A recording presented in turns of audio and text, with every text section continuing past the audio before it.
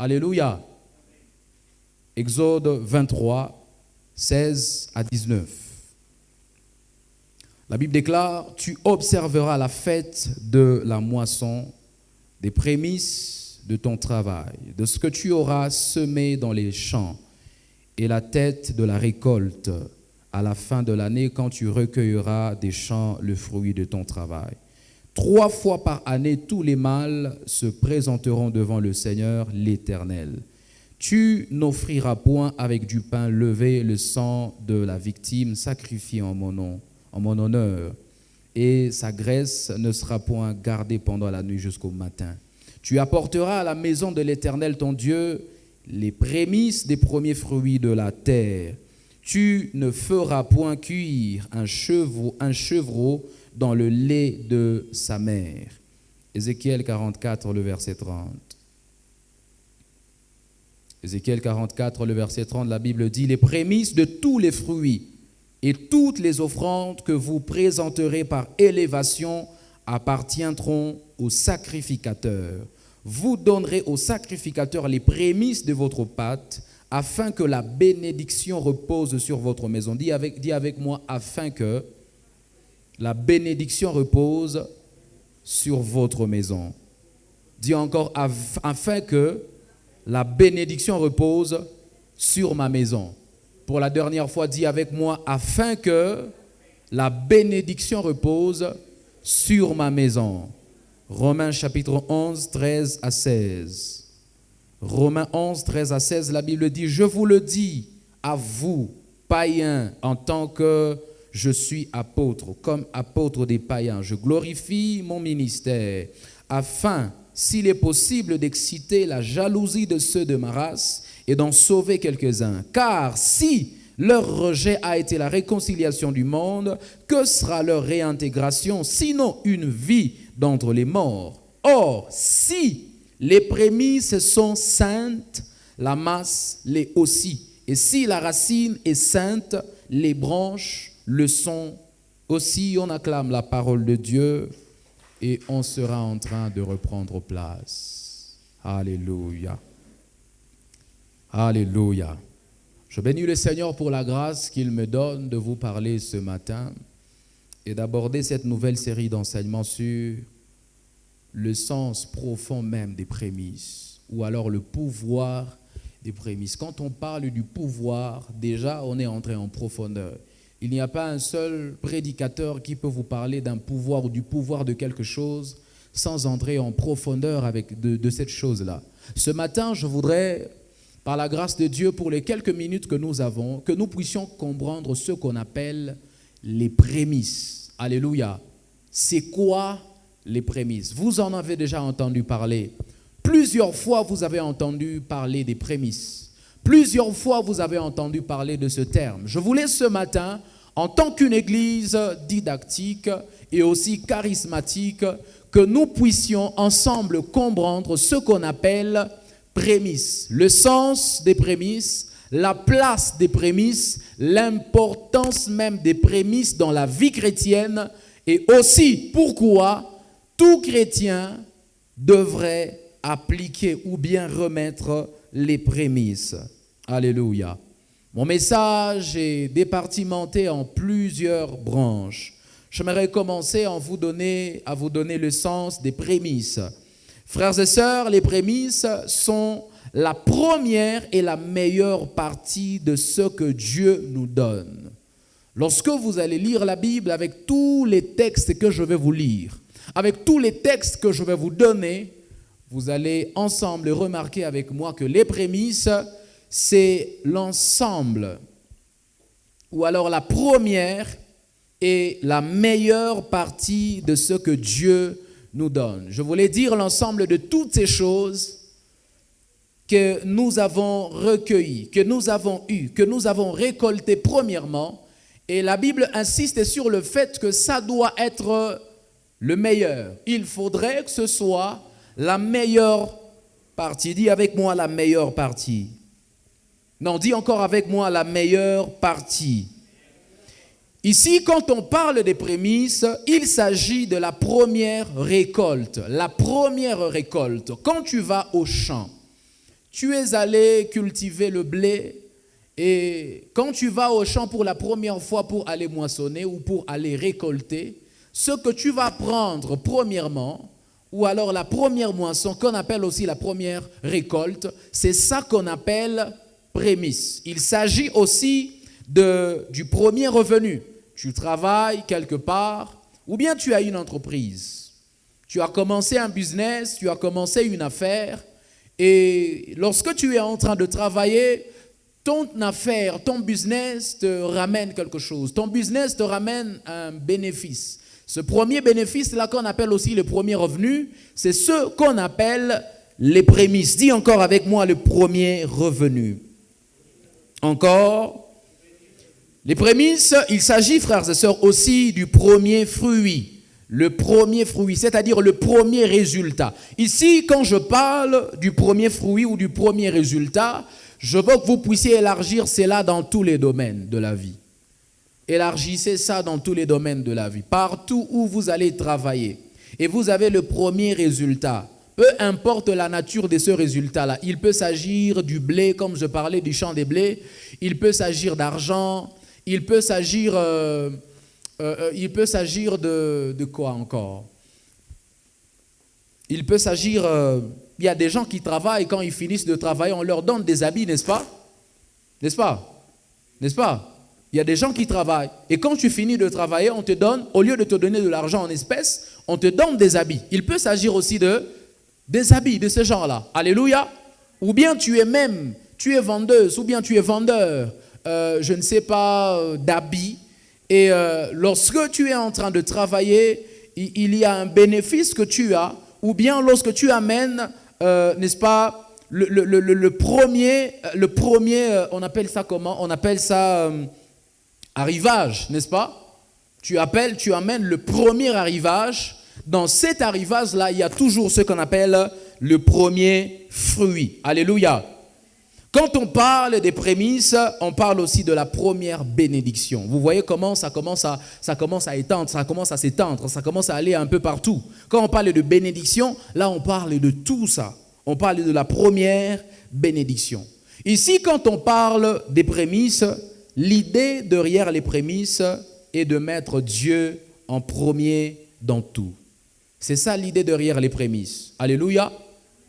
C'est mettre Dieu en premier dans tout. Ça veut dire, quand tu es en train de travailler, il faudrait que dans ton travail, Dieu occupe la première place.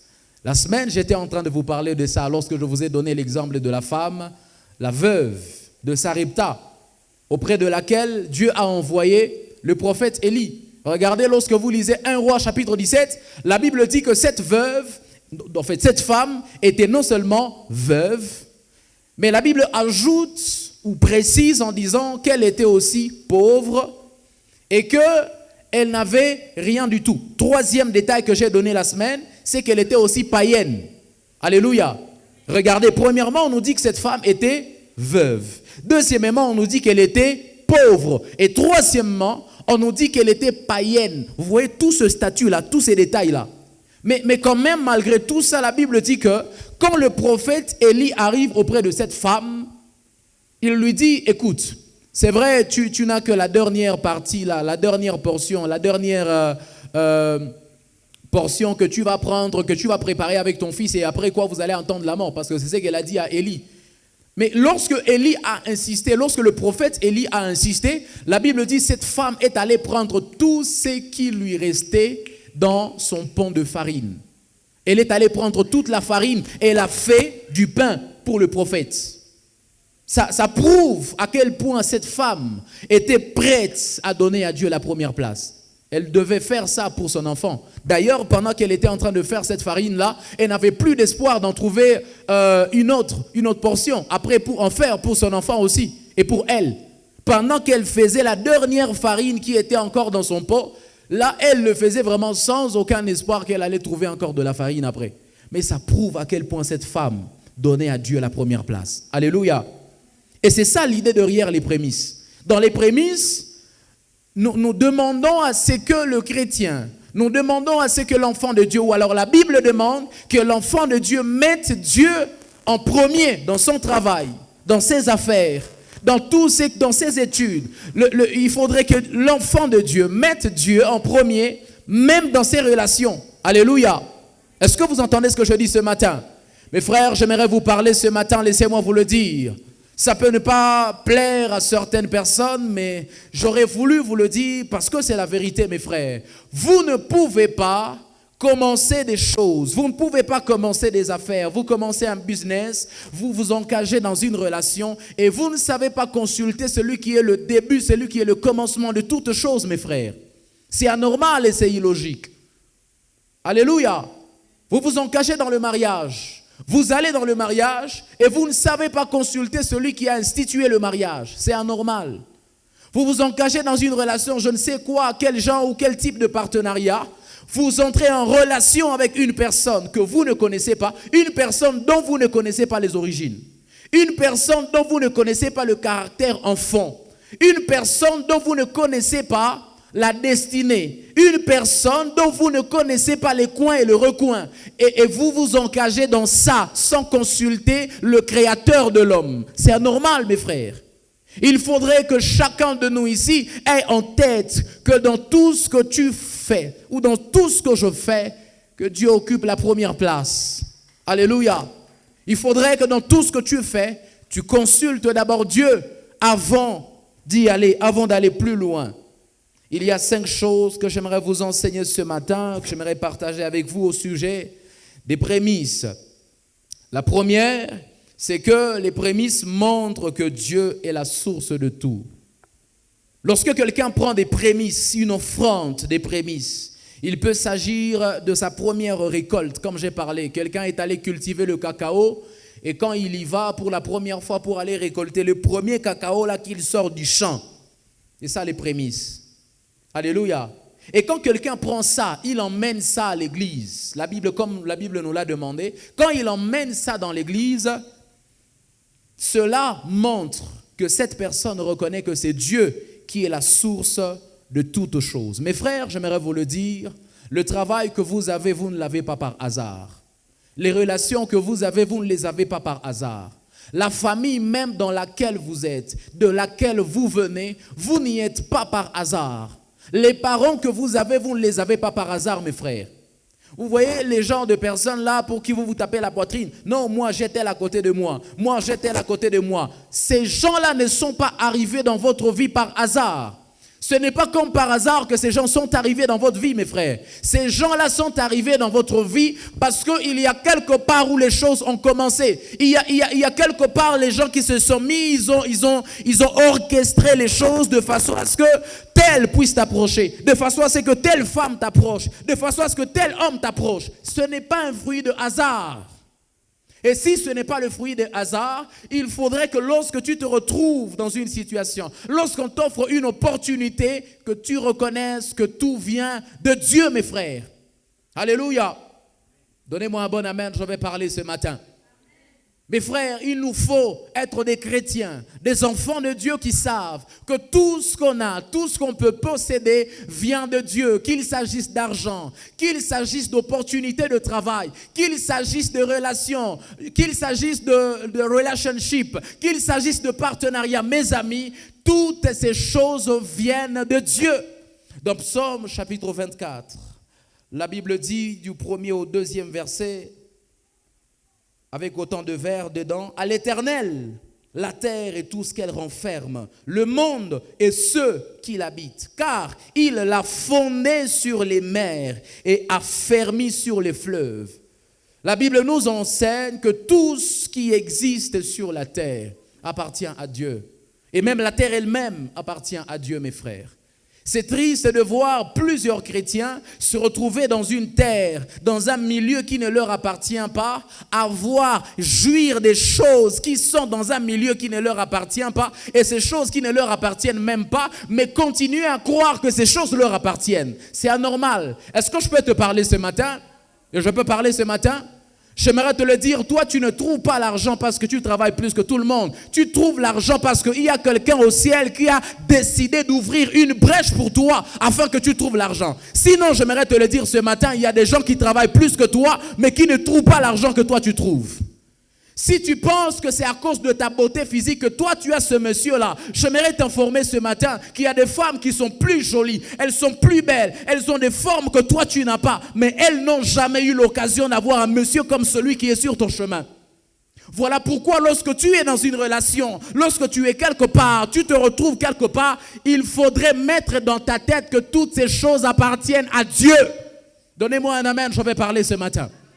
Il faudrait savoir que cela appartient à Dieu. J'ai vu des couples qui se sont mariés, 5 ans de mariage sans enfant, 10 ans de mariage sans enfant. Ce n'est pas parce que toi tu sais mieux faire l'amour que tous ces gens-là qui n'ont pas d'enfants depuis 5 ans de mariage que toi tu as des enfants. Il faudrait que tu saches que les enfants ne viennent pas de l'amour qu'on fait sur le lit. Les enfants viennent du ciel. Est-ce que je parle à quelqu'un ce matin? Il y a des gens qui le font mieux que toi, mais ils n'ont jamais eu les résultats que toi tu as. C'est pourquoi en tant qu'enfant de Dieu, bien éduqué, bien enseigné, tu dois savoir que toutes les choses viennent du ciel. C'est triste de regarder certaines personnes, quand Dieu leur donne de l'argent, ils disent c'est mon argent, c'est mon argent. Ah bon, mon frère, tu ne sais pas ce que tu es en train de dire.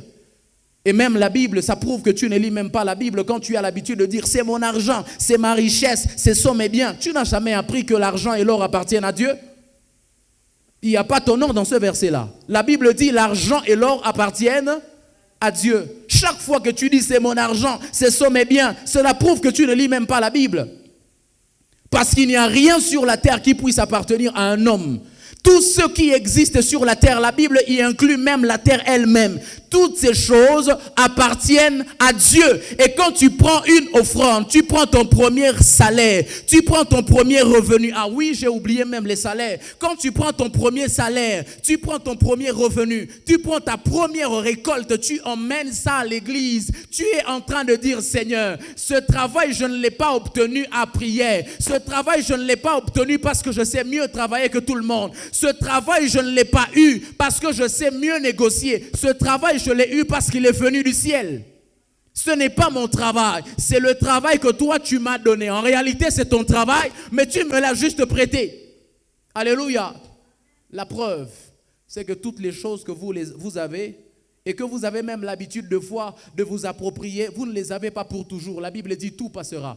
En réalité, quand la Bible dit tout passera, c'est vous qui passerez, mais ce que vous avez restera. Vous n'avez jamais appris ça.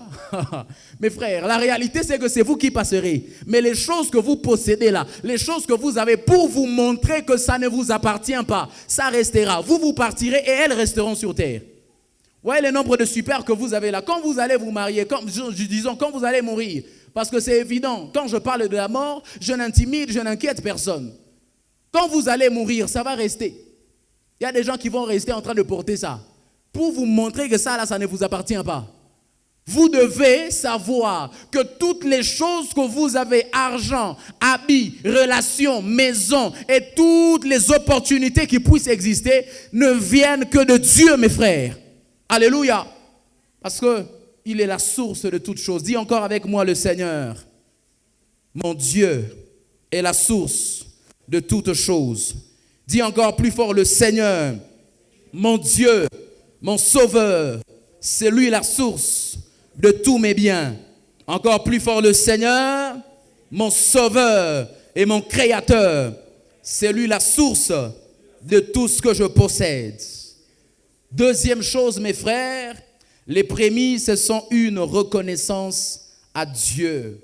Lorsque vous lisez Deutéronome chapitre 26, 8 à 10, la Bible dit « Et l'Éternel nous fit sortir d'Égypte ». Là, ce sont les enfants d'Israël. On est en train de parler des enfants d'Israël. Ils disent « L'Éternel nous a fait sortir d'Égypte à main forte et à bras étendus, avec des prodiges de terreur, avec des signes et des miracles. Il nous a conduits dans ce lieu et il nous a donné ce pays, pays où coule le lait et le miel. Maintenant, voici. J'apporte les prémices des fruits du sol que tu m'as donnés, ô Éternel, tu les déposeras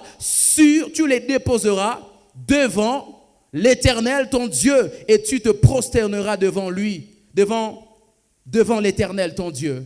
Les enfants d'Israël sont en train de dire, là c'est quand ils sont arrivés déjà à Canaan, ils ont quitté l'Égypte. Et à ce moment-là, Banafik à Canaan, et quand ils arrivent à Canaan, La Bible déclare, ils sont en train de dire, le Seigneur nous a sortis d'Égypte. Quand ils sont arrivés en Égypte, ils n'ont pas dit que c'est parce que Josué était en train de conduire l'armée. Quand ils sont arrivés en Égypte, ils n'ont pas dit c'est parce que Moïse était devant nous. Quand ils sont arrivés en Égypte, disons en Canaan, ils n'ont pas dit c'est parce qu'on savait parler, c'est parce que Caleb et Josué étaient là. Non. Quand ils sont arrivés à Canaan, ils ont dit, mes amis, peu importe les efforts qu'on a fournis, peu importe le niveau de fidélité qu'on a prouvé, c'est le Seigneur, notre Dieu, l'Éternel, notre Dieu, qui nous a sortis du pays de Pharaon. C'est lui qui nous a fait parvenir ici. Mais ils ajoutent un détail. Ils disent, c'est lui qui nous a même donné le sol, la terre sur laquelle nous sommes en train de cultiver. Voilà pourquoi ils disent maintenant, voici, nous allons apporter nos prémices à l'Éternel en guise de reconnaissance.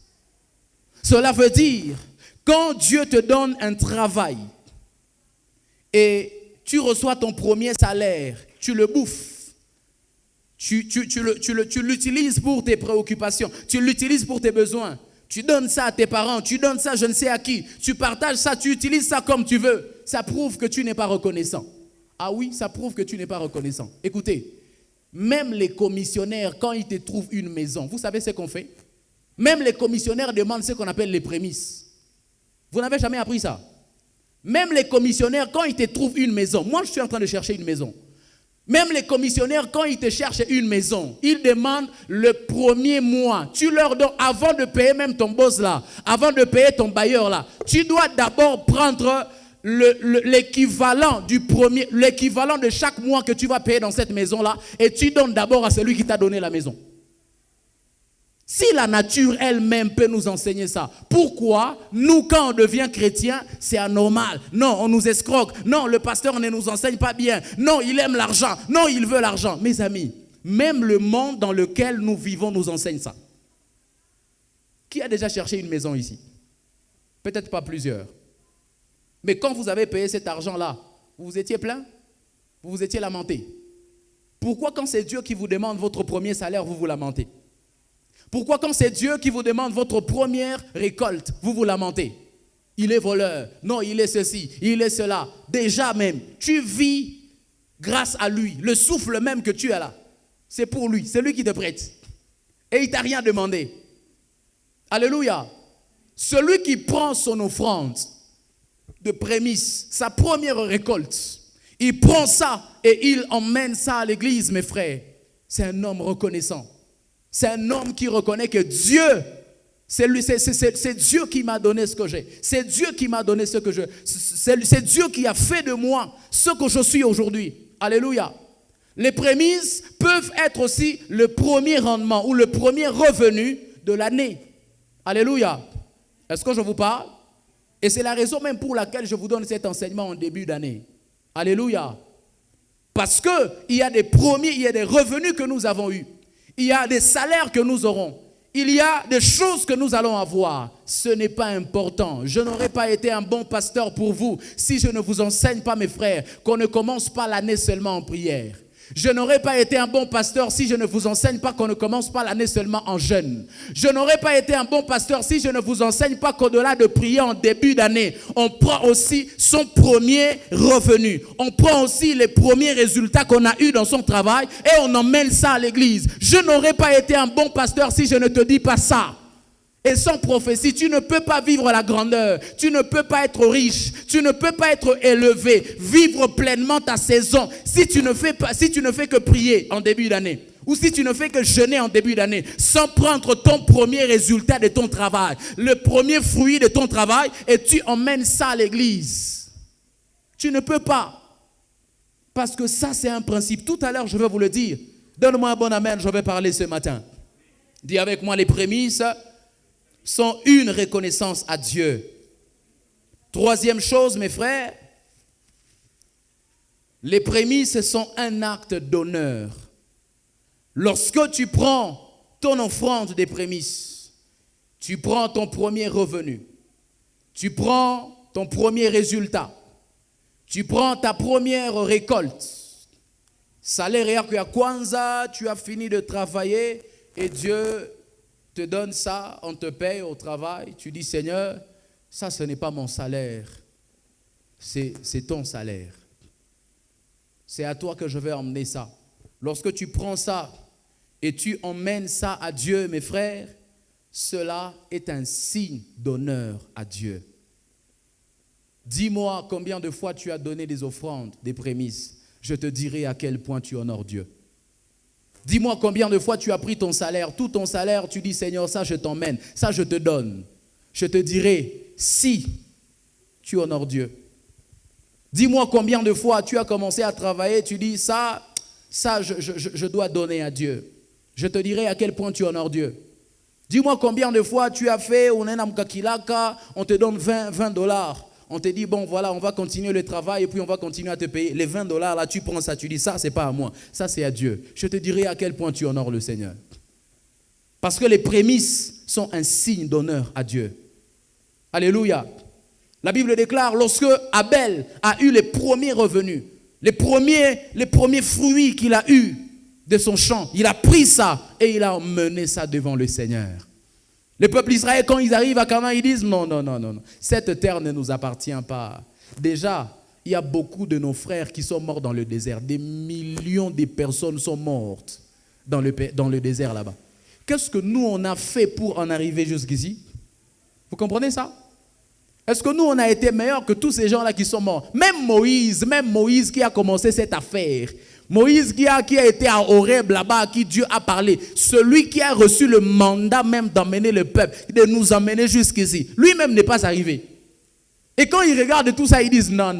On ne peut pas manquer d'honorer un Dieu comme ça. Un Dieu, vous voyez, quand les hommes comme Caleb, quand les hommes comme Josué sont arrivés en Canaan, je ne sais pas en quoi ils peuvent s'enorgueillir. Je ne sais pas en quoi ils peuvent dire que Canaan leur appartient alors qu'il y a même celui à qui Dieu avait parlé face à face. Celui à qui Dieu parlait face à face, mais qui n'avait pas eu la grâce d'en arriver là. C'est un problème, mes frères. Alléluia. Lorsque tu prends ton offrande de prémisse et tu apportes ça à Dieu, c'est un signe d'honneur. Voilà pourquoi la Bible dit dans Proverbe 3, le verset 9, « Honore l'Éternel avec tes biens et avec les prémices de tout ton revenu. » Honore le Seigneur avec tous tes biens. Ici, on a parlé de tous les biens. On n'a pas parlé seulement d'argent, n'est-ce pas? Croyez pas que je suis en train de parler seulement d'argent. Parce qu'il y a plusieurs personnes qui sont... je ne sais pas, c'est la cupidité qui fait penser les gens à des choses comme ça. Je ne parlais pas seulement d'argent. La Bible a parlé de tous les biens, n'est-ce pas? La Bible a parlé de tous les biens. Dans la logique des choses, laissez-moi vous le dire, même si c'est fort ce que je vais vous dire, mais je dois quand même vous le dire, parce que vous devez apprendre à grandir dans les choses de Dieu. Et lorsque vous accepterez d'atteindre ces dimensions, vous verrez que Dieu vous accordera, vous donnera des bénédictions au-delà même de votre imagination. Dans la logique des choses, quand quelqu'un achète même une parcelle, sa première parcelle là, il doit donner à Dieu. Ça c'est fort. Voilà pourquoi tu as même dit, c'est ça non? Voilà. Parce que c'est ça qu'on appelle prémisse. Premier revenu. Premier résultat. Alléluia. Mais mes amis, c'est ce qu'on faisait depuis la nuit des temps. C'est ce qu'on faisait. Première parcelle là, première maison. Tu as acheté une maison, la première là. Tu dis ça, je vais donner à Dieu. Voilà pourquoi, si vous n'êtes pas d'accord, je sais que c'est un peu fort. Et il y a plusieurs qui doutent de ça. Et ce n'est pas aussi facile, c'est vrai, d'atteindre cette dimension. Mais c'est pourquoi vous avez entendu des témoignages du genre, un pasteur, un jour comme ça, il a reçu un don d'une voiture et sa première voiture, là, Dieu lui dit, donne-moi cette voiture-là. Pourquoi vous avez entendu des témoignages comme ça? Parce que Dieu, plusieurs fois, au travers même des témoignages comme ça, veut nous donner, nous enseigner la notion des prémices, même à notre temps. Demandez à tous les hommes de Dieu, vraiment des hommes de Dieu qui sont sérieux. Pas même les hommes de Dieu seulement, les chrétiens, les enfants de Dieu. Demandez à tous les frères et toutes les sœurs qui sont vraiment sérieux avec Dieu, qui cherchent Dieu pour de vrai, qui appliquent pour de vrai les principes de Dieu. Ils vont vous dire plusieurs fois quand ils ont été bénis vraiment de manière incroyable, quand ils ont reçu les choses qu'ils ont attendues depuis longtemps, plusieurs fois, Dieu leur a demandé ça. Vous ne connaissez pas l'histoire de Anne, mes frères. Dans 1 Samuel chapitre 1er, la Bible déclare lorsque Anne a son premier... mes amis, Anne a été tourmentée, elle a été torturée, elle a été insultée par sa rivale, Pénina. avec autant d'années à côté de son mari Elkana, après autant d'années, Dieu permet qu'elle puisse avoir un enfant. Et puis c'est cet enfant-là que Dieu lui demande encore. Vous comprenez ça? Vous ne connaissez pas l'histoire d'Abraham. La Bible déclare, cet homme-là a entendu la promesse que Dieu lui avait donnée pendant près de 25 ans. Il attend Isaac. Seigneur, tu m'avais promis. Seigneur, tu m'avais promis. Seigneur, tu m'avais promis. Et qu'on a surtout qui a promesse, Seigneur, qu'on attend pendant 25 ans en Afrique. Mon a dit, mais donne-moi ton fils, ton unique Isaac, celui que tu aimes. Donne-moi ça. C'est ça qu'on appelle prémisse.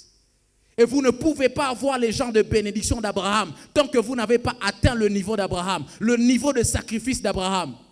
Ah oui, mes frères, c'est plus facile de vous prêcher que vous serez bénis comme Abraham. C'est plus facile de vous dire que vous êtes la descendance d'Abraham et que Dieu rendra votre nom grand et que Dieu pourra vous emmener dans les nations. Mais vous ne pouvez pas aimer qu'on vous dise qu'Abraham a été capable de donner son fils, son unique, celui qu'il aimait, le premier fruit de ses entrailles. Il a été prêt à donner ça à Dieu. C'est pour ça que Dieu l'a emmené jusqu'à ce point-là. C'est plus facile à l'église de vous prêcher que Dieu va faire de vous aussi un héros. Dieu va faire parler de vous dans le monde entier. Dieu va faire parler de vous. Dieu va emmener votre nom dans les nations. Dieu va vous élever. Dieu va faire ceci. Dieu va rendre votre nom grand. Il va vous ramasser de la poussière et il va vous emmener dans la classe des grands. C'est plus facile. Et vous aimez ça. Vous aimez dire amen quand on vous prêche des choses comme ça. Mais vous n'aimez pas qu'on vous dise les processus. Qu'on vous prêche sur le processus qui a emmené tous ces gens-là à être élevés autant. Ça, vous aimez, hein? Les femmes ici. Ah oui, allez dans une conférence des femmes. Pour les femmes ici, vous qui allez vous marier, ou même celle qui est mariée ici. Quand je viens ici, je dis, autant que Dieu a ouvert les entrailles de Anne, après autant d'années, que Dieu ouvre tes entrailles. Tu vas dire amen. Tu vas même te lever sur ta chaise. Il y a des églises, j'ai déjà vu. Il y a des femmes, elle va même monter sur la chaise, elle va dire, amen, pasteur. Mais tu ne vas pas aimer que je te dise que tu donnes le premier enfant là que Dieu t'a donné à Dieu. Toi, tu ne vois que la partie où Dieu a ouvert les entrailles de Anne. Mais tu ne sais pas, tu ne veux pas aimer. Tu ne veux pas voir la partie où Anne a été prête à donner cet enfant là à Dieu. Tu ne veux pas ça, hein? Tu veux la partie où Dieu a rendu le nom d'Abraham grand. Dieu lui a donné les nations. Je vais rentrer de ton nom grand. Je vais faire de toi une source de bénédiction. Mais tu ne veux pas que je te prêche la partie où Dieu a demandé à Abraham son seul fils. Tu ne veux pas ça, hein? Écoutez mes amis, tous les hommes là que vous avez vus, ils ont été élevés par Dieu. Tous les hommes là que Dieu a élevés, même moi que vous êtes en train de voir, peu importe le petit niveau où je suis jusqu'aujourd'hui, il y a des sacrifices que je fais et que plusieurs d'entre vous ne savent même pas faire. Vous n'êtes pas prêts. Vous savez, plusieurs fois quand vous demandez des bénédictions à Dieu, les anges vous regardent, ils disent, mais ils ne sont même pas prêts. Vous voyez, hein? Regarde un peu le voisin du voisin, est-ce que tu es prêt? Ah oui, mes frères, j'aimerais vous le dire. Plusieurs fois dans la vie chrétienne, le vrai problème des chrétiens, ce n'est pas la bénédiction. Le vrai problème des chrétiens, c'est qu'ils ne sont pas prêts pour la bénédiction. C'est ça le vrai problème des chrétiens. Le vrai problème que tu as, ce n'est pas la bénédiction. Sinon, la bénédiction est déjà libérée. Hein? Sinon, il y a des anges que Dieu a déjà déployés. Tu sais ce que la Bible dit au sujet des anges? La Bible dit, l'ange de l'Éternel campe. Il ne vient pas par rendez-vous. Hein? Il ne vient pas par invitation. Il ne vient pas occasionnellement. La Bible dit, l'ange de l'Éternel campe autour de ceux qui craignent Dieu et il les arrache du danger. Maintenant, dis-moi, cet ange-là, quand tu es en train de dire, Seigneur, donne-moi l'argent, il est où? Il est autour de toi. Mais quand il te regarde, il dit, mais tu n'es même pas prêt. Je suis là. La chose que tu demandes là, j'ai ça ici, mais tu n'es pas prêt. C'est le problème que tu as. Le piste d'atterrissage là n'est pas encore prêt. Imaginez que les gens disent non, on veut que les avions commencent à venir ici, mais ils n'ont même pas préparé l'aéroport. C'est anormal. C'est anormal. Et c'est ça la vie de plusieurs chrétiens. Vous aimez que les avions viennent, Ethiopian Line, qu'ils viennent, que ceci, Côte d'Ivoire Airline, qu'ils viennent. Mais vous n'avez pas encore d'aéroport. Vous n'avez pas encore de support. Quelqu'un comprend ce que je suis en train de dire ici? On est en train de crier insécurité, insécurité, insécurité. Vous savez ce qu'on est en train de faire pour le problème d'insécurité ici? On est en train d'aménager l'aéroport de Beni, non? l'aéroport de Mavivi. C'est comme ça qu'on se prépare. Les grands avions comme Ethiopian Airlines ne peuvent pas descendre à Mavivi tant qu'on n'a pas aménagé l'aéroport. Et c'est ça le problème. Tu n'es pas encore prêt. Tu aimes seulement les parties sucrées, mais tu n'aimes pas les parties amères là qui préparent le sucre. Toi, tu ne sais pas, hein? Tu ne sais pas.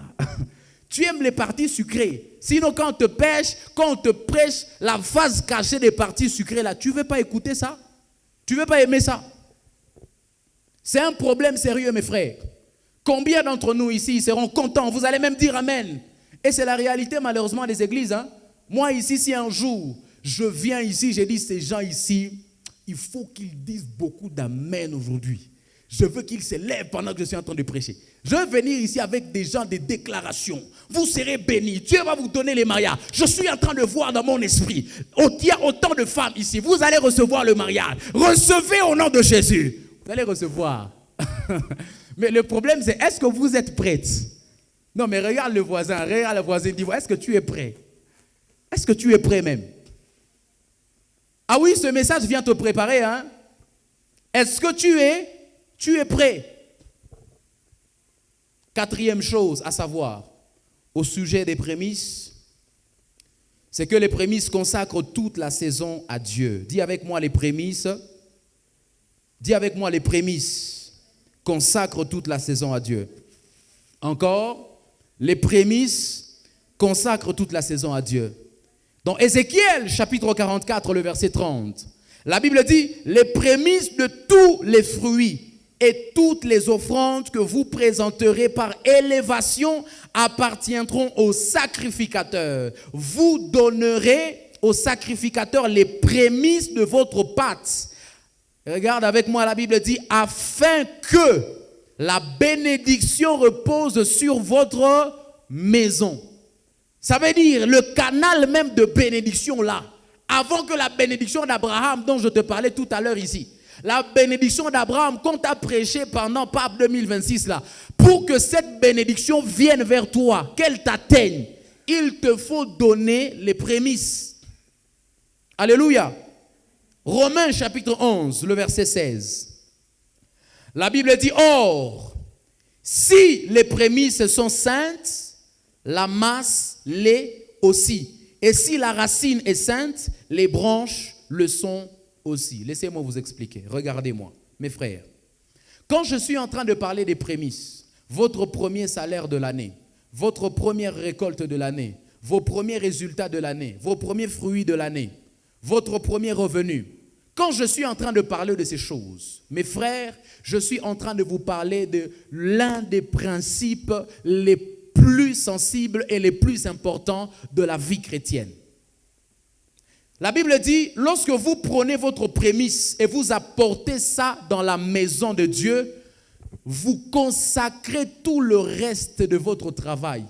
Vous consacrez tout le reste de ce que vous, de là où vous avez, vous consacrez la source même de votre offrande. Alléluia. Logiquement, ça veut dire ceci.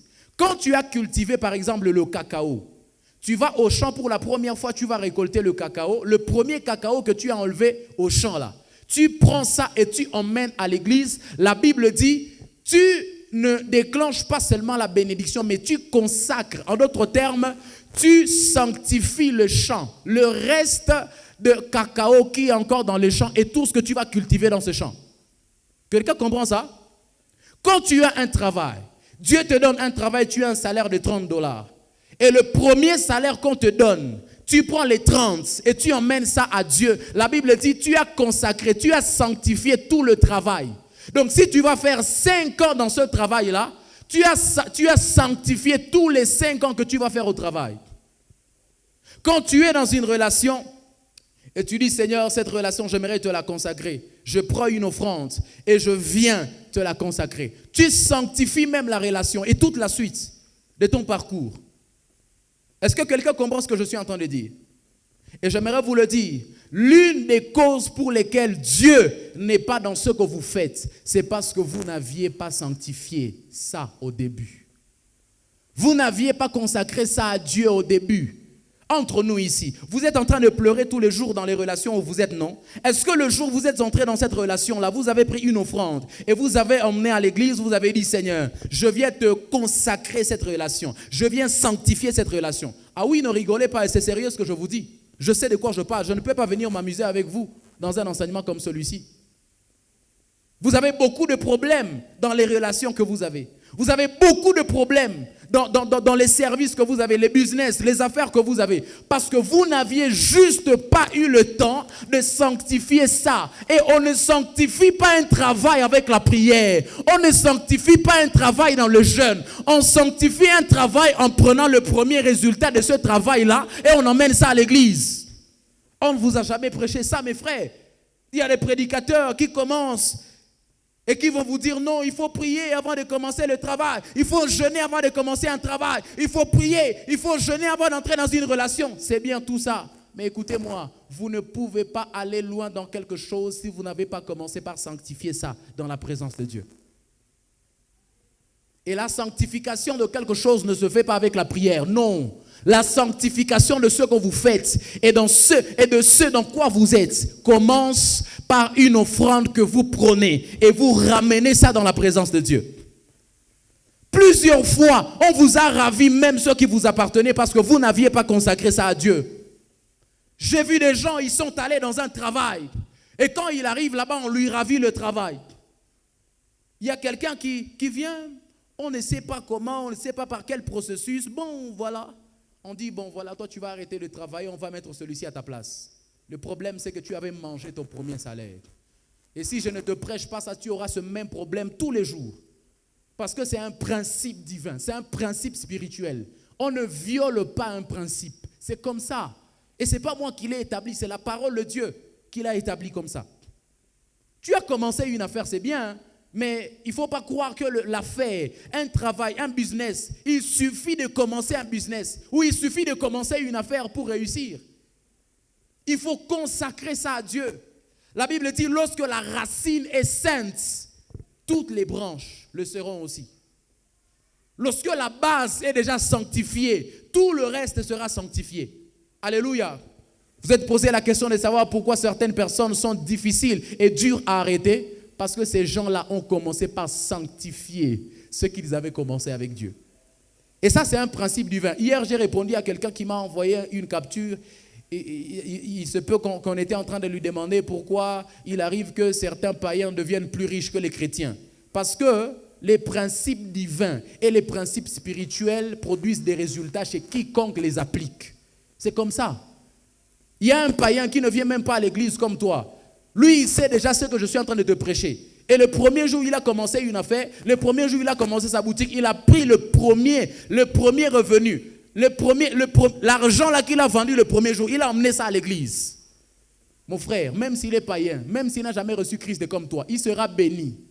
Et toi, chrétien que tu es, venant à l'église tous les jours, tu vas commencer la même affaire. Tu vas commencer une même boutique avec le même article. Tu vas fermer. C'est comme ça que ça fonctionne, mes frères. Vous êtes demandé pourquoi plusieurs personnes qui ont l'air d'être plus païens, qui ont l'air de ne pas être des hommes de prière comme vous, réussissent mieux que vous. C'est parce qu'ils appliquent des principes divins. Ils appliquent des principes spirituels. Est-ce que je parle à quelqu'un ici? Tu es en train de rechercher le mariage, mais est-ce que tu es prêt à consacrer ton mariage à Dieu? Même la relation dans laquelle tu es, tu n'as jamais consacré à Dieu. Mais tu veux quand même aller jusqu'au mariage. Même le début dans lequel tu n'as jamais consacré à Dieu. Tu n'as jamais pris une offrande. Bon, je ne sais pas, j'ai été peut-être immature dans certaines relations dans lesquelles j'ai été avant. Mais l'une des choses avec lesquelles je ne m'amusais pas.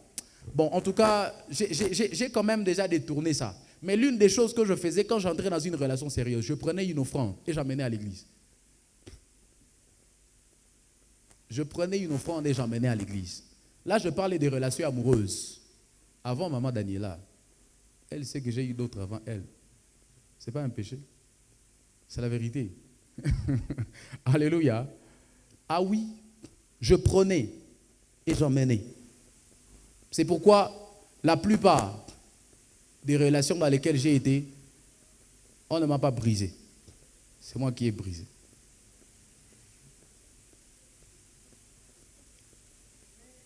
C'est moi qui ai décidé d'arrêter. C'est moi qui ai décidé de mettre fin à ça. Moi, je n'ai pas beaucoup de gourmets. Je n'ai pas beaucoup de gourmets, pourquoi? Parce que je consacrais toujours ce que j'ai commencé. C'est comme ça. À un moment, j'arrive quelque part, je constate que, oh, il y a un risque quelque part là-bas. C'est moi qui arrête. Alléluia. Mais toi, on te déçoit plusieurs fois. C'est toi qu'on brise tous les jours parce que tu ne prends pas le temps. En fait, laissez-moi vous le dire maintenant de manière très sérieuse. Vous savez, quand vous consacrez quelque chose dans quoi vous êtes, un travail que vous avez commencé, une affaire que vous avez commencé, vous prenez sa possession. Vous comprenez ce que je dis? Vous prenez sa possession. Un peu comme cet endroit ici. Il y a plusieurs d'entre vous qui ne savent pas. Moi, j'ai fait une offrande sacrificielle pour cet endroit sur lequel nous sommes. J'ai pris une offrande. J'ai dit ça, je vais donner à Dieu pour cet endroit que nous avons ici. Avant le premier culte ici, avec autant de sacrifices que j'avais fait avant même qu'on ne commence à travailler ici. Que dire de quand j'ai commencé l'église, quand on a commencé l'église en 2024? On était avec eux plusieurs fois, ils ne savaient pas. Je ne pouvais pas leur dire ça. Mais c'est plusieurs fois lui que j'envoyais pour aller retirer l'argent, pour aller prendre ceci, pour aller prendre cela. Autant d'offrandes que j'ai fait au début. On ne fait pas que prier quand on veut avoir la possession de quelque chose. Tu veux posséder la relation dans laquelle tu es. Tu veux posséder le travail dans lequel tu es. Tu veux posséder l'atmosphère du milieu dans lequel tu te retrouves. Prends une offrande et va sanctifier ça dans la présence de Dieu. Est-ce que je parle à quelqu'un ce matin? Dernière chose à savoir, j'avais déjà introduit ça d'une certaine manière, les prémices constituent un principe spirituel. Dis avec moi, les prémices constituent un principe spirituel. Et j'aimerais que vous puissiez le savoir à partir de ce matin, mes frères. Ce principe ne concerne pas seulement l'argent, il concerne aussi le temps, il concerne aussi les talents, il concerne aussi les décisions, il concerne la vie en général. Le principe des prémices ne concerne pas que l'argent, mes frères. Ici, je ne suis pas en train de vous demander seulement l'argent. Je vous demande aussi même le temps. Chaque fois que vous commencez une journée, vous la commencez comment? Comment vous sacrifiez, comment vous consacrez les premières heures de votre journée? Il y a plusieurs d'entre vous ici, quand vous vous réveillez, le premier réflexe que vous avez, c'est votre téléphone. Le premier réflexe que vous avez, c'est d'appeler votre fiancé, c'est d'appeler votre petit ami. Ce n'est pas mauvais, mais écoute-moi, ce n'est pas bien, ça ne t'aide pas à évoluer dans la vie. Ça ne t'aidera pas à avancer. Et même cette relation-là, ça ne va pas du tout t'aider à te sentir à l'aise et à aller plus loin dans ça. Plusieurs d'entre vous ici, vous avez du mal, j'aimerais vous le dire aujourd'hui, vous avez du mal. Combien d'entre vous ici savent se réveiller chaque mardi matin pour venir ici au culte matinal? Combien d'entre vous ici savent se réveiller chaque vendredi matin, vous venez ici au culte matinal? Vous avez des occupations comme j'ai lessivé, j'avais ceci à la maison, on m'a envoyé quelque part, on avait une réunion, on avait ceci. C'est tout ce que vous avez comme occupation, préoccupation. Je ne dis pas que ce que vous avez l'habitude de faire chaque mardi matin et chaque vendredi matin, c'est mauvais. C'est très bien. Ça vous aide à avancer. Peut-être que c'est même une affaire dans laquelle vous avez eu un peu d'argent que vous avez emmené à l'église. Mais cela ne vous aide pas, ne vous aidera pas à aller loin dans la vie. Je dois vous le dire. Ça ne vous aidera pas à percer. Ça ne vous aidera pas à aller loin dans la vie tant que vous continuez comme ça. Est-ce que je parle à quelqu'un ce matin? Les hommes et les femmes qui ont compris les choses que je vous prêche, ils ne s'amusent pas avec ce qu'on appelle les dévotions matinales, même dans les cultes. Parce que si je parle des temps, je vous ai dit que les prémices ne concernent pas que l'argent. Elles concernent aussi le temps. C'est un principe qui concerne aussi le temps. Comment tu commences tes journées?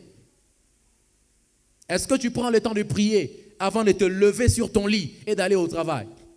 Est-ce que tu prends le temps de venir écouter Dieu à l'église chaque fois qu'on a rendez-vous matinal, avant d'aller au travail, avant d'aller quelque part, avant d'aller demander un travail, avant d'aller, je ne sais, voir ton ami? Ce n'est pas mauvais tout ça. Mais le problème, c'est comment tu as commencé ça. Le problème, c'est comment tu as initié ça. Même tes journées. Est-ce que je parle à quelqu'un ici? C'est triste, mes frères, de voir plusieurs chrétiens. Vous voulez être des chrétiens seulement du dimanche. Vous voulez être des fidèles seulement du dimanche. Et plusieurs même d'entre nous ici veulent être des chrétiens des grands rendez-vous seulement. Quand on va annoncer la nuit du Saint-Esprit, vous allez voir combien ils vont arriver. Quand on va annoncer les cultes comme celui du dimanche prochain, vous allez voir combien ils vont arriver. Ils veulent être ce genre de chrétiens-là. Qu'on ne consacre pas les cultes matinaux là. Bon, j'avais rendez-vous, je suis allé au sport, je suis allé au footing, Vous avez des occupations comme ça. Ce n'est pas mauvais tout ce que vous faites. Mais le problème, c'est comment vous le faites. Plusieurs d'entre vous voulez être les chrétiens seulement du dimanche. Vous avez du mal, même quand vous avez un travail, vous êtes dans un département, vous avez du mal à venir même à une rencontre du département. Parce que vous voulez être là seulement le dimanche. Vous n'irez pas loin comme ça. Vous n'allez pas évoluer dans la vie comme ça, mes frères. Est-ce que je parle à quelqu'un ce matin? Ce principe concerne aussi les décisions. Quand vous prenez les décisions, qu'est-ce que vous mettez en avant? Qu'est-ce que vous priorisez? Je vous ai dit que le dessein, l'objectif de cet enseignement, c'est d'emmener à faire de Dieu notre priorité. Qu'est-ce que vous mettez en premier quand vous prenez même des décisions? Non, je vais voyager. Ah oui, c'est bien de voyager. Il n'y a pas un verset dans la Bible qui dit que voyager, c'est un péché. Mais la question c'est, avant de prendre la décision de voyager là, est-ce que Dieu a pris la première place? Qu'est-ce que Dieu a décidé sur ton voyage? Je vais commencer ça, c'est bien. Il y a plusieurs qui ont commencé et qui ont réussi. D'ailleurs, plusieurs d'entre vous, quand vous commencez certaines choses, vous vous inspirez de ceux qui avaient commencé et qui avaient réussi dans ces choses-là. Ce n'est pas du tout mauvais. Mais la question c'est, est-ce que Dieu a pris la première place dans ce que vous voulez commencer? C'est ça la première question. Des décisions comme, je vais lui dire oui. Ah oui, c'est bien. Il y a autant de femmes qui ont dit oui à des hommes. Il y a autant d'hommes qui ont dit oui à des femmes. La question c'est, est-ce que Dieu a occupé la première place dans ce que tu es en train de prendre comme décision? Je vais quitter telle église pour aller dans telle église. C'est bien. Ce n'est pas du tout mauvais. On est libre d'aller prier dans n'importe quelle église. On est libre d'aller dans une église qu'on veut. On est libre d'aller prier partout où on veut. Mais la question c'est, est-ce que Dieu a pris la première place? Est-ce que Dieu a été mis en avant? C'est ça la première question, mes frères. On devrait être des chrétiens qui commencent comme ça dans tout ce qu'on fait, mes frères. Parce que les prémices ne commencent pas ou ne parlent pas, ne concernent pas que l'argent. Les prémices concernent même les décisions que vous prenez. Ce matin, je ne me sens pas, je n'irai pas au culte. C'est bien, c'est une décision. Il n'y a personne qui va te condamner pour ça. Tu n'iras pas en prison, tu feras pas la prison pour ça. La question c'est, est-ce que Dieu a été la priorité dans cette décision que tu prends? Combien nous sommes dans cette église? J'ai des fiches dans mon bureau de ceux qui se sont enregistrés comme des membres. Mais on est combien ce matin? Parce qu'ils veulent qu'on les invite. Ils veulent qu'on aille même les prendre jusqu'à chez eux et de les emmener à l'église. Ils veulent qu'on fasse, ils veulent que ceci, ils veulent que cela. On se réveille seulement, je ne me sens pas. Voilà pourquoi, moi je crois que c'est à ma femme que j'ai dit ça une fois. Je lui ai dit, maman, si tu veux avoir la paix avec moi, toute la vie que tu vas passer avec moi là, parce que tu as décidé, tu as dit oui à ça. J'ai dit, toute la vie là, si tu veux avoir la paix avec moi, n'ose pas être une femme avec l'habitude là de dire, bon, je ne vais pas faire. Pourquoi? Bon, c'est comme ça. Maman, tu auras des problèmes sérieux avec moi si tu fonctionnes comme ça. Moi, je n'aime pas les gens comme ça. Moi, j'aime qu'on m'explique pourquoi on va faire, pourquoi on ne va pas faire. C'est comme ça. Parce que Dieu lui-même ne fonctionne pas comme ça. Malheureusement, c'est le cas de plusieurs d'entre nous ici. Nous sommes devenus les gens des chrétiens. Plusieurs fois. Combien d'entre vous, je leur ai écrit des messages, je leur ai dit, pourquoi tu n'es pas venu au culte? Non, papa, je suis là seulement, je vais venir prochainement. Il ne sait pas expliquer. Et il ne veut même pas que j'aille plus loin. Il ne veut pas que j'insiste. Il n'a pas d'explication. Il a juste, il ne s'est juste pas senti et c'est comme ça. Il a juste pris la décision, bon, voilà, je ne vais pas aller au culte aujourd'hui.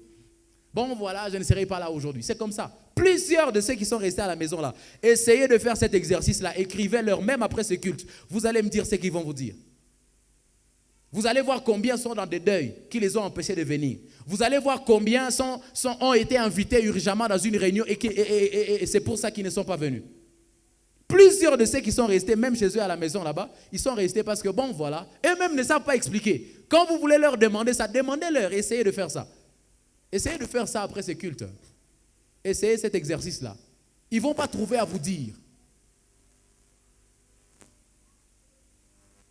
Parce que Dieu n'est plus la priorité de plusieurs enfants de Dieu. Dieu n'est plus la priorité de plusieurs chrétiens. Vous savez pourquoi vous arrivez même en retard dans les cultes? Parce que Dieu n'est pas la priorité. Plusieurs vous arrivez même en retard parce que Dieu n'est plus votre priorité au fait. Dans cette journée-là, vous aviez beaucoup de choses plus importantes que Dieu. Vous avez demandé à Dieu de patienter un peu. Vous avez demandé à Dieu d'attendre un peu. Vous avez demandé à Dieu de... Lui, il est tolérant. C'est comme ça que nous, on a déjà pris Dieu. Combien d'entre nous ici, vous savez que Dieu est tolérant? Lui, il va me comprendre. Lui, je vais lui expliquer. Combien d'entre nous ici, vous avez pris ça comme ça? Vous avez dit, non, lui, il va comprendre. Lui, je sais qu'il va comprendre. Plusieurs d'entre nous, c'est comme ça que vous prenez Dieu ici. J'avais oublié de donner mon sacrifice avant de commencer à prêcher. Mes frères, laissez-moi vous le dire en finissant mon message. Vous ne pouvez pas aller loin dans la vie tant que Dieu n'est pas votre priorité. J'aimerais vous le dire. Si vous ne faites pas de Dieu votre priorité, il ne fera jamais de lui, il ne fera jamais de vous sa priorité. Vous avez entendu ça? Si tu ne fais pas de Dieu ta priorité, il ne fera jamais de toi sa priorité. Impossible. Celui qu'on remet en dernière place là-bas, il ne peut pas un jour rêver ou se rendre compte qu'il vient de te donner la priorité. Impossible. Toi-même, quand tu fais, comment tu fais? Chaque fois que tu écris à ton ami et il te répond 1 heure après. Hein? Tu fais comment? Tu fais comment? Soyez humain. Ne soyez pas trop spirituel. Ça, c'est humain. C'est des choses qui sont en rapport avec nous. Tu fais comment? Chaque fois, quand il te répond après 1 heure, tu lui as écrit à 18h, il te répond à 19h02. Tu fais comment? Mais c'est clair, vous connaissez bien la réponse. Ça ne va pas du tout t'intéresser au fait. Parce que déjà, tu es fâché de fâcher. Tu es fâché autant de fois. Tu t'imagines pendant 60 minutes combien de fois tu vas te fâcher? Tu attends ça à 18h05, il ne répond pas. Tu es fâché pour la première fois. À 18h07, il ne répond pas pour la deuxième fois. À 18h09, il ne répond pas. Tu es fâché pour la troisième fois déjà. À 18h11, il ne répond pas. Quatrième fois. À 18h12, il ne répond pas. Cinquième fois. À 18h15, il ne répond pas. Sixième fois déjà. Avant d'en arriver même jusqu'à 18h30. Tu es fâché déjà 6 fois. Tu t'imagines maintenant, tu seras tellement fâché jusqu'à la cime, jusqu'au paroxysme là-bas que tu vas dire, bon, finalement, je fais descendre mon cœur moi-même. Et puis quand tu fais descendre ça, il te répond à 19h02. Tu ne répondras plus toi aussi. C'est comme ça que vous prenez les gens des décisions. Quand il t'écrit lui aussi à 19h02, tu dis, bon, je vais lui répondre aussi à 21h. Je vais lui répondre aussi à 21h. Vous savez pourquoi? C'est parce que si vous ne faites pas de quelqu'un votre priorité, il ne fera pas de vous en retour sa priorité. Et c'est comme ça même avec Dieu. Vous ne faites pas de Dieu votre priorité, il ne fera pas de vous sa priorité. C'est impossible, mes frères. Est-ce que quelqu'un peut encore dire avec moi, Dieu, ma priorité? Je finis avec ce texte, Matthieu 6, 33, la Bible dit, cherchez premièrement le royaume et la justice de Dieu.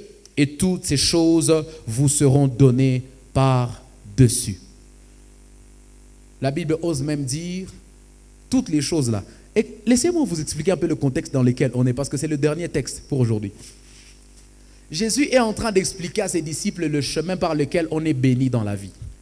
Il leur explique le chemin par lequel on peut avoir beaucoup d'habits, le chemin par lequel on peut avoir des voitures, le chemin par lequel on peut avoir. Parce qu'à un moment, ils ont dit à Jésus, bon, Jésus, on va faire maintenant comment? Pierre vient de lui poser la question de savoir, Seigneur, j'ai laissé mon travail. J'ai des enfants, hein. Deuxièmement, il dit, j'ai une famille, hein. J'ai laissé tout ça, mon travail, tout, j'ai laissé là-bas. Et je suis venu te suivre. Moi, avec ma barbe là, à mon âge, j'ai laissé mon travail et puis je suis venu me mettre dans tes affaires. Il dit, Jésus, on aura quoi en retour? Tu vas nous donner quoi en retour? Jésus leur explique. Parce que là, il venait de leur parler des habits. Il leur dit, vous regardez les gens là qui ont des habits, les gens là qui ont des maisons, les gens là qui ont ceci, les gens là qui... Il venait de leur parler des richesses, de tout ça. Et puis il leur dit le secret, vous savez c'est quoi? Recherchez premièrement le royaume, la justice et le royaume de Dieu. Et il dit, après ça, vous allez voir que toutes ces choses-là vont venir d'elles-mêmes. Ça veut dire, quand quelqu'un fait de Dieu sa priorité, il impose aux choses de ce monde de le suivre. Vous comprenez ça?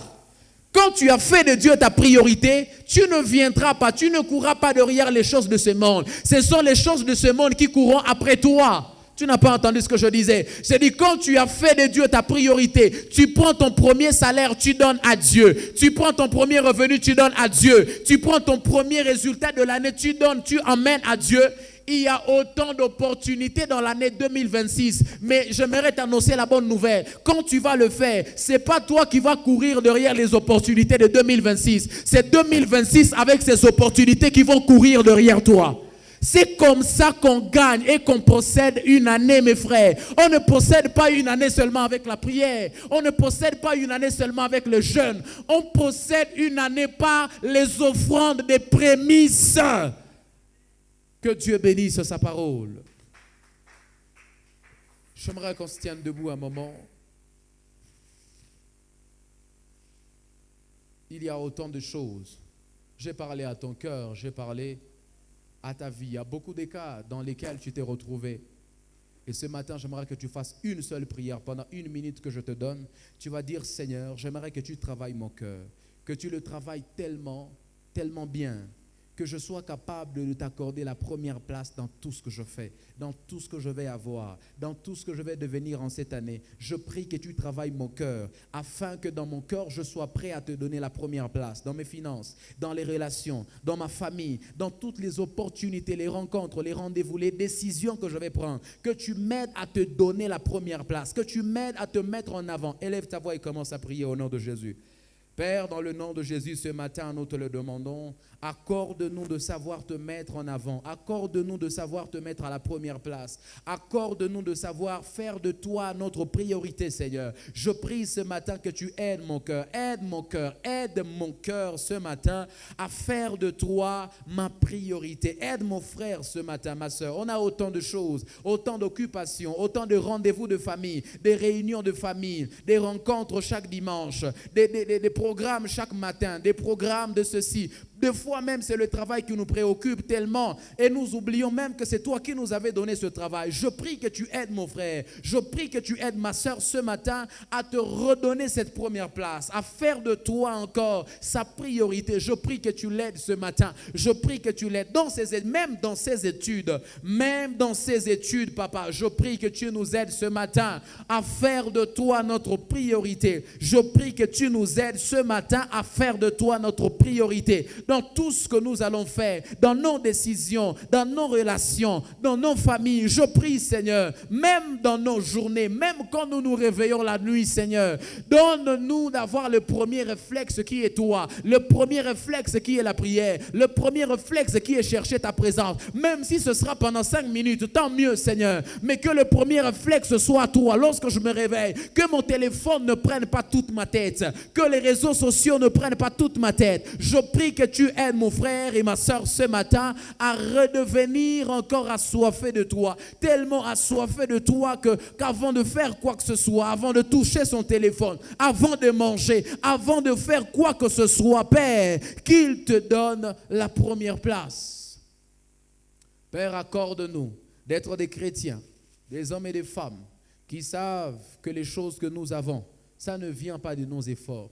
Ça ne vient pas du fait que nous avons étudié dans des bonnes écoles. Ça ne vient pas par le fait que nous avons des rencontres, des partenaires. Ça ne vient pas du fait que nous savons bien parler. Ça ne vient pas du fait que nous savons bien prêcher. Ça ne vient pas du fait que nous savons mieux prier. Père, je prie que tu nous ramènes à croire et à comprendre encore. Et surtout à nous souvenir que tout vient de toi, que c'est toi qui es la source de toutes choses. Et que nos cœurs soient toujours remplis de reconnaissance pour toi et que nous soyons toujours conscients que nous te devons tout ce que nous avons et tout ce que nous aurons encore en 2026. Dans le nom puissant de Jésus, l'Église m'aide.